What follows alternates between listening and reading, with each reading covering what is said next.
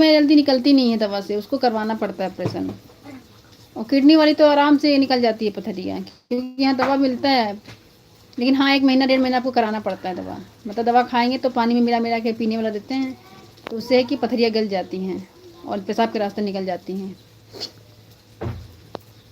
मेरा खुद का निकल गया, दोनों मेरे किडनी में था पथरी। एक में था 7 mm का, एक में था 5 mm का, दोनों किडनी में थी पथरी हमारे।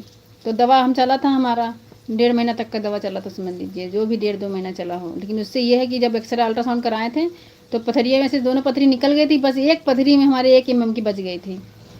तो उसके बाद हमारी पीठ की थैली में पथरी आ गई थी, इसका दवा चल रहा था। फिर ऑपरेशन कराना, नौबत आगे कराने का, डॉक्टर साहब कहें कि ऑपरेशन करवा लो। तो जिस दिन ऑपरेशन हमारा था, ऑपरेशन थिएटर में जाके वापस आ गए, क्योंकि हमारी दर्द रीढ़ की हड्डी में हो गई थी, गल गई थी हमारी, पता भी नहीं चला था कब क्या हो गया हमको, इसीलिए कैंसिल हो गया, अभी तक नहीं करवा पाए हैं।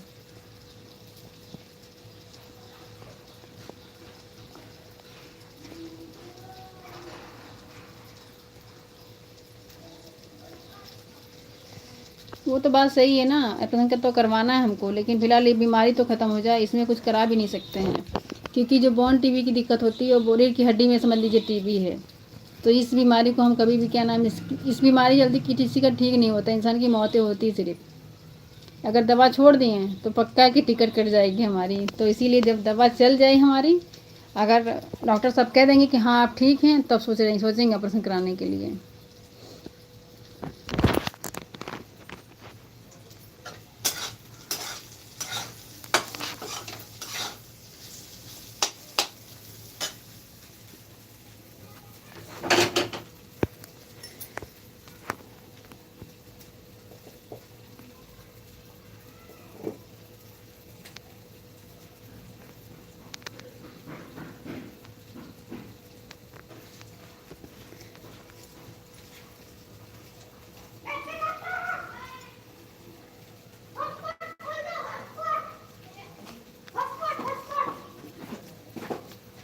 हॉटस्पॉट खुलेगा नेट का।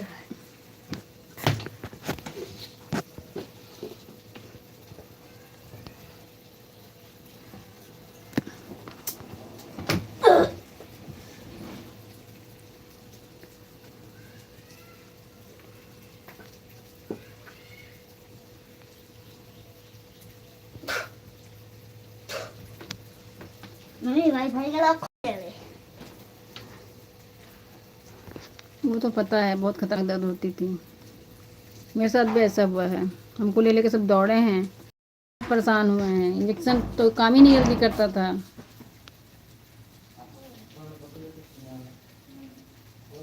लेकिन हाँ पथरी जो गलने की दवा होती है सब कोई नहीं दे पाता उसको। हम भी दवाई जगह कराए थे, मेरा भी आराम नहीं मिला था, लेकिन एक जगह यहाँ पे करवाए थे तो उनसे आराम मिल गया था, दवा गल गई थी, मतलब पथरी हमारी गल गई। तब हमें भरोसा हो गया था कि हाँ किडनी पथरी गल जाती हैं।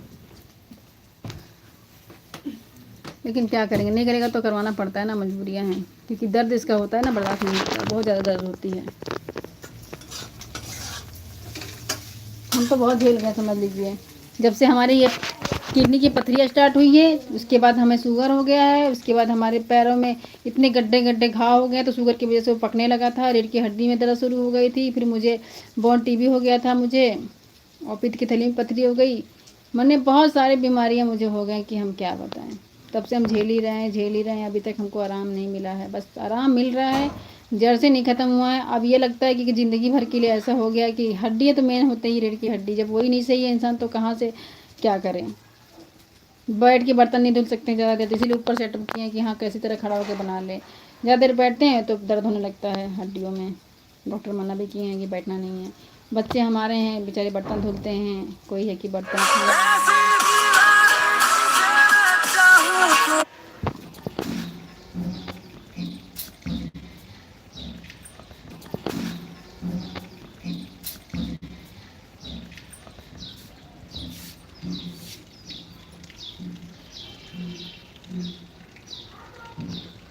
टीबी जो फेफड़े की होती है उसको तो चलिए माना जा सकता है कि ठीक हो जाती है, जो रीढ़ की हड्डी में जो होती है ना बहुत ख़राब होता है। हमारा लास्ट स्टेज जब पहुंच गए थे, बिल्कुल से शरीर जवाब दे दिया था, तब मुझे पता चला था, और उम्मीद नहीं था कि हम बचेंगे। ऐसे हालत हो गई थी हमारी, हम पैरालाइज हो गए थे, चल नहीं पाते थे हम।